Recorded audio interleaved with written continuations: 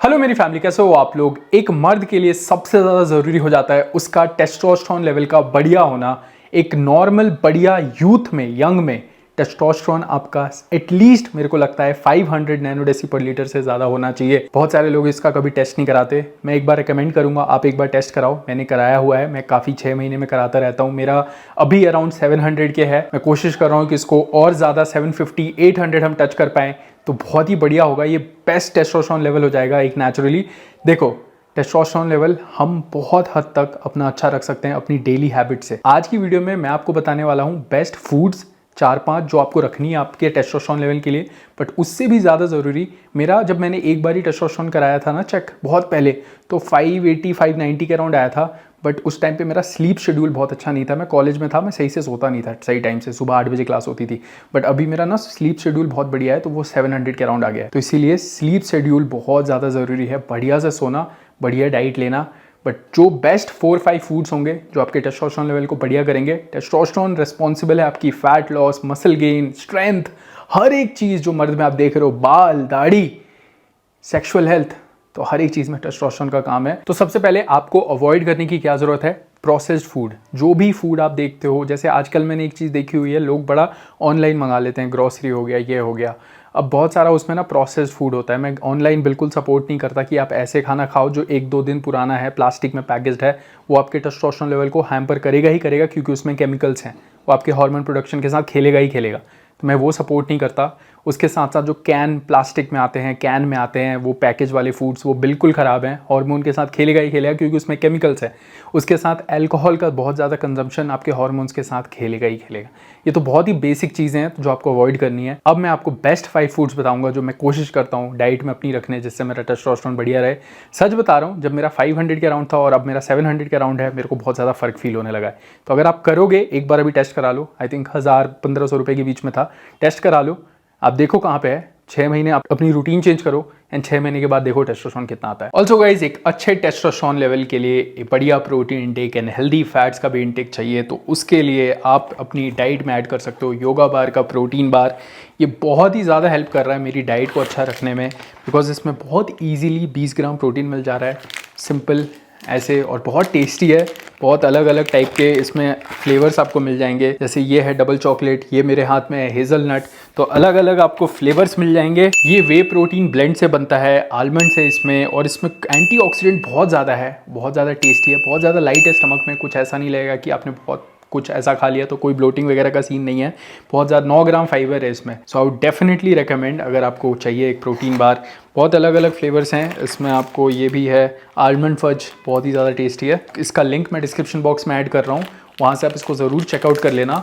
मेरा coupon code है FITMINDS30, उससे आपको अगले 24 घंटे के लिए 50% डिस्काउंट मिल जाएगा। तो उसका फ़ायदा नहीं उठाना भूलना। एंड उसके बाद 30% डिस्काउंट रहेगा। तो मैं इसका लिंक डिस्क्रिप्शन बॉक्स में ऐड कर रहा हूँ, वहाँ से इसको ज़रूर चेकआउट कर लेना। अब एक अच्छे टेस्टोस्टेरोन के लिए मैग्नीशियम अच्छा होना बहुत ज़रूरी है आपकी डाइट में। तो मैग्नीशियम के लिए आप ग्रीन वेजिटेबल्स ऐड कर सकते हैं। ग्रीन वेजिटेबल्स जैसे कि spinach, lettuce, cucumber, pumpkin seeds, ये सारे वेजिटेबल्स में, और भी हैं 1-2 वेजिटेबल्स, एवोकेडो वो थोड़ा महंगा है। ये सारे वेजिटेबल्स में मैग्नीशियम बहुत ज़्यादा होता है। तो मैग्नीशियम से टेस्टोस्टेरोन, बहुत स्टडीज़ हैं, बहुत ज़्यादा स्टडीज़ हैं जिसने सीधा बता दिया है कि अगर आपका मैग्नीशियम खाने का अमाउंट अच्छा है, आपका टेस्टोस्टेरोन स्पाइक हो जाएगा।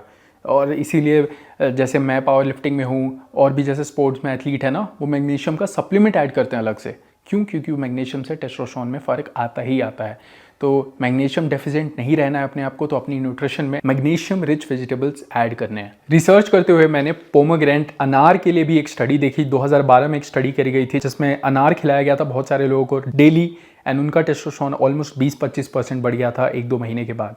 तो अनार में एक चीज़ मेरे को समझ नहीं आती, इंडिया में थोड़ा सा ऐसा है कि लोग थोड़े से बीमार हो जाते हैं, उसके बाद फ्रूट्स खाना शुरू करते हैं, उसके बाद फ्रूट्स में खर्च करना शुरू करते हैं। आप हर दिन क्यों नहीं कर सकते? अनार बहुत ही बेनिफिशियल है ब्लड प्रेशर वगैरह के लिए भी।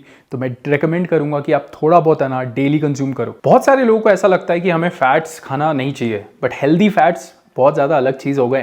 हेल्दी फैट्स हर किसी की डाइट में होनी चाहिए, एंड हेल्दी फैट से टेस्टोस्टेरोन अच्छा होने के बहुत सारे स्टडीज़ हैं। नट्स हो गए, चीज़ हो गया, एग हो गया, एग योक हो गए, उसके साथ फैटी फिश आते हैं, फिश में होता है, तो उसके बाद योगर्ट हो गया। तो ये सारी चीज़, एवोकेडो हो गया, ये सारी चीज़ें आप अपनी डाइट में रख सकते हैं जिसमें भी हेल्दी फैट है।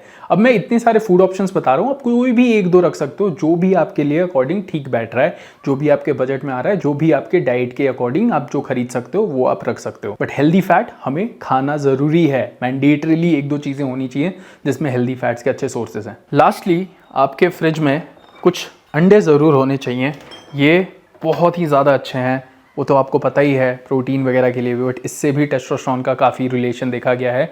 एंड एग योक्स के बारे में बहुत सारे लोग पूछते हैं, एग योक भी खाया करो, एटलीस्ट 2 एग योक खाया करो, कोई प्रॉब्लम नहीं होगी। मैं सालों साल से 2-3 एग योक्स खाते आ रहा हूँ।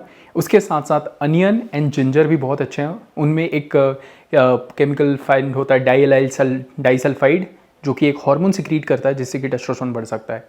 तो अनियन, जिंजर, मेरे को लगता है प्याज वगैरह तो सब खाते ही हैं, वो डाइट में होता ही है, बट आप प्याज और जिंजर के बहुत अदरक के बेनिफिट हैं, तो अदरक भी ऐड कर सकते हो सुबह सुबह हल्का पानी में। और अंडे मैंडेटरी होने चाहिए। तो ये सारे फूड्स आपको रखना है एक बढ़िया टेस्टोस्टेरोन के लिए। सोना, मैं आपको कह रहा हूँ, मेरे स्लीप शेड्यूल सही करने से बहुत फ़र्क पड़ गया, 500 कुछ से सीधा 700, क्योंकि अभी मैं टाइम पे सो रहा हूँ। तो ये चीज़ सही करके देखो, आपको फ़र्क लगेगा ही। और अभी चलते हैं जिम, आज बेंच है एंड आज बहुत इंपॉर्टेंट सेशन है। 165 केजी बेंच करनी है 4 रेप के लिए। अगर आपको अपना पीआर टेस्ट करना है ना, तो ज़रूरी नहीं है कि आप पीआर ही मारो। अगर मेरे 165 पे 4 बहुत ईजी आ जाएँ, ऐसा लगे कि हाँ 1 रेप और था, तो 165 के अगर 5 रेप लगा रहा हूँ तो 185 तो आएगा ना। 5 सितंबर को मेरा कंपटीशन है ईस्ट जोन नेशनल, मैंने वहाँ एम किया है 185 केजी बेंच करने। अगर 185 होता है, नेशनल रिकॉर्ड इंडिया का 196 है, सिर्फ 10 केजी रह जाएगा और मेरे पे 10 महीने रहेंगे। Let's go, 165 KG 4 rape. अभी जिम के एंट्रेंस पे छाते ही छाते हैं मुझे, भाई मैं तुम्हें बता रहा हूँ, मेरे पे गाड़ी अभी आई, अभी कितने दिन हुए, मतलब 6 महीने हुए होंगे गाड़ी को, कार को। भाई इससे पहले जिम आता था मैं, ओ भाई स्कूटी पे क्या भींग के आता था मैं, भींगता था, कपड़े एक्स्ट्रा लेके आता था, फिर कपड़े बदलता था, फिर जिम करता था। जितने भी मेरे हसलर्स हैं जो स्कूटी पे जिम जाते हैं, बाइक पे जिम जाते हैं, I feel you. Rainy season में, देहरादून में तो बहुत ही ज़्यादा, क्योंकि बहुत बारिश होती है। संडे है, जिम खाली है, तो वेरी इजी, बढ़िया। मेरे को बस 165 ऐसा चाहिए कि आप कमेंट में ये लिख दो कि 1 रेप तो और मार देता। 165 के 5 अगर है ना, तो 185 कंफर्म है 5 सितंबर को ईस्ट जोन नेशनल में। Let's go. बहुत सारी चीज़ें आपको शायद नहीं पता होगा बहुत सारे लोगों को कि मेरी खुद की एक कंपनी है ziddhi.com, तो वहाँ पे पावर लिफ्टिंग की चीज़ें हैं, लिफ्टिंग की चीज़ें, ये चौक, आरंभ, ये रिस्ट स्ट्रैप्स। सो अगर आपको चाहिए होगा तो यू कैन बाई डेफिनेटली। बहुत सारे लोग ये भी पूछते हैं कि मैं ये चीज़ रेजिस्टेंस बैंड क्यों लगाता हूँ बेंच पे। तो जो ये बेंच होती है नॉर्मल जो जिम्स में, वो ना स्लिप होती है ऐसे, तो वो थोड़ा सा फ्रिक्शन के लिए कि स्लिप ना हो उसके लिए लगाते हैं, ठीक है। और एक चीज़ है, लेटली इंस्टाग्राम पे बहुत प्यारा सपोर्ट दिखाया है, तो जिसने भी इंस्टाग्राम पे फॉलो नहीं किया है कर लो। We are very close to 1 million, so help कराओ यार, इतने साल से मेहनत कर रहा हूँ, 1 मिलियन नहीं हुए। जिम में एक दोस्त है मेरा, तो वो मेरे से पूछ रहा था कि इंस्टाग्राम पे फॉलोअर कैसे बढ़ाएं, तो मैंने उसे एक ही चीज़ बोला कि पहले ऐसे लायक बनो कि तुम्हें खुद लगे कि तुम डिजर्व करते हो। पहले 1000 लोगों में टॉप 1 तो बनो। क्यों नोटिस करेंगे लोग? जिम में अगर टी शर्ट उतार दी तो सब देखने लग जाएं। जिम में डेडलिफ्ट या स्क्वाट कर रहे हो तो सब देखने लग जाएं। बिकम द 1%, उसके बाद पक्का पक्का मैं बोल रहा हूँ तुम फेमस होगे। आप किसी को भी देख लो इंस्टाग्राम पे जो फिटनेस में फेमस है, मतलब कंट्रोवर्सीज वाला नहीं फेमस, मतलब लेजिट फिटनेस फेमस, उसमें कुछ बात है। 1%। अब कितने लोग, मैं एनी डे जिम में आके 280 किलो स्क्वाट मार सकता हूँ 92-93 केजी पे। कितने लोग आपको लगता है 280 किलो स्क्वाट मार देंगे? कितने लोग आपको लगता है मैं एनी डे 300 डेडलिफ्ट मार दूंगा? कितने लोग आपको लगता है मार देंगे 300 डेडलिफ्ट रॉ, बिना स्ट्रैप कुछ भी के? 180 बेंच एनी डे, तो 1% हुआ ना। 1% में आओ, पक्का फॉलो, पक्का ग्रो हो जाओ। I'm inspired by thirst, I'm inspired by worth. I desire your worst, so you can just hide while I work. Every rep, every day for Asian medal. Let's go. I'm tired, you first. I'll write a second, third verse about the lies you go disperse. You never did shit, I know it hurts, but something deep inside won't let me quit. I swear that I'm inspired by all this shit.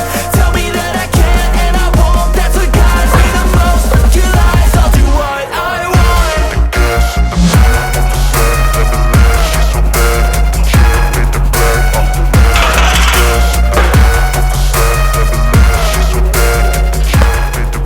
तो तो last top 150 kg। 2.5-3 साल पहले मैंने अपना पहला power lifting competition खेला था। अगर उस टाइम से कुछ जुड़ा हुआ है अभी तक तो ऑब्वियसली कोई तो होगा ही।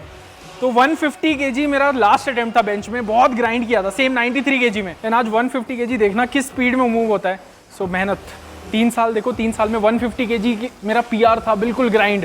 एंड अब 150 kg को मैं एज अ वार्म अप ले रहा हूँ, बिल्कुल as a warm up. Let's go सिंगा, easy.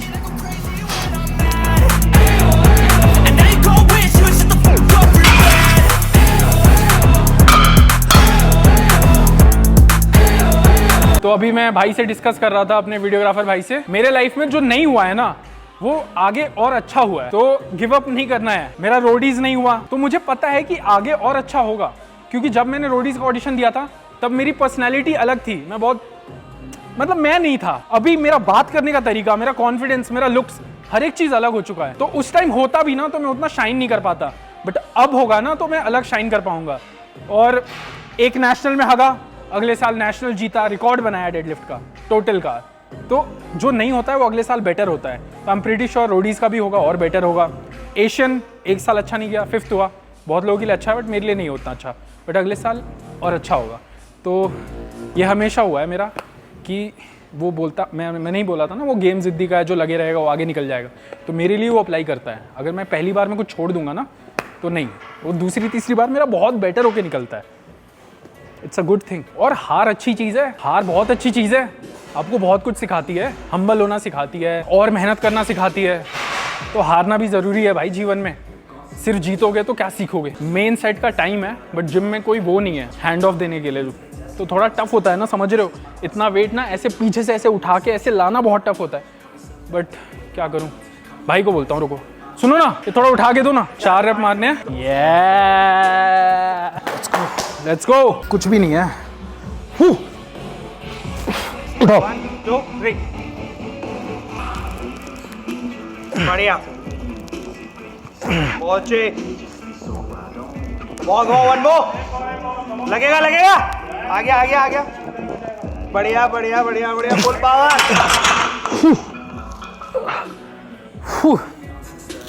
Quit it, I never back up, I don't miss a thing or regret it. I'm always learning, you could call me academic. I'm always working, never been apathetic.